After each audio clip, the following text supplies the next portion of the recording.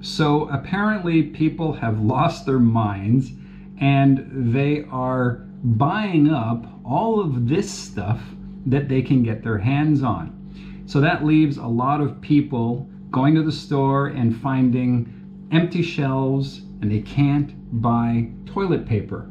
Well, if you're one of those people and you can't get your hands on any toilet paper, then you're going to have to do the best with what you've got left. So I have 3 tips to solve your problem completely. You will not need to worry about having mountains and mountains of toilet paper. Now, the first piece of advice I have for you is, if you're able to do this, go out, buy a Japanese toilet and install it at home.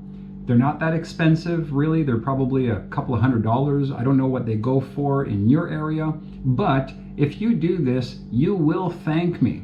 Now, if you're a Westerner and you've never used a Japanese toilet, you're probably thinking, that's so weird, you know, they spray your butt with water, that's what they do, that's just so weird. Well, actually, no, it's the opposite that's weird. It's that people in the West keep using just dry paper instead of using water. That's the weird thing. I mean, after all, hey, if a dog, pooped on your desk, would you just wipe it off with a piece of paper? Or would you actually wash it with water and probably even soap, right? My second tip is to do this. Outside of Japan and other parts of Southeast Asia, you'll often see these, which is used for the same purpose, but it's a lot cheaper to install. It's probably $20 or $30 to get one of these and just connect the hose to the water supply.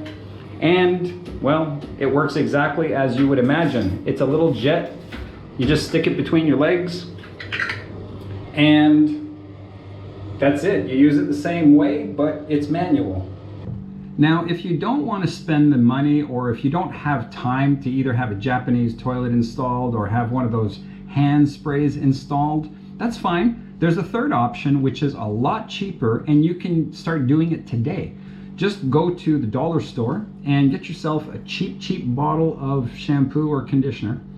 But the key here is the cap. This is the kind of cap that you want to have. So this kind of cap here is exactly the right type, okay? Now, when you put water in the bottle and you just flip the bottle upside down, you can direct the flow of water and spray it at the correct location in order to do the cleaning. Okay, so here you have the bottle. And so you're sitting on the toilet, you just put it between your legs, flip it upside down, and just spray like that. So there you go, 3 solutions to a problem that shouldn't even exist in the first place.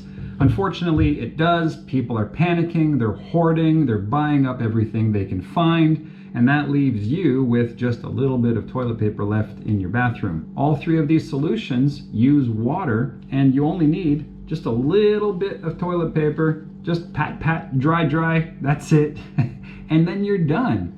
Not only that, but if you can get over the giggling and the, ew, that's so weird part of this, and actually use one of these 3 methods of cleaning yourself off when you're done at the bathroom, you may actually find, wow, this is so much better. So try it. Try the water. See how you like it. And if you don't like it, well, you can use magazines or something, because you're not going to get a lot of toilet paper in the near future. So that's my video. I hope you liked it. If you did, please click like, please click subscribe, and I'll see you in the next video. Bye.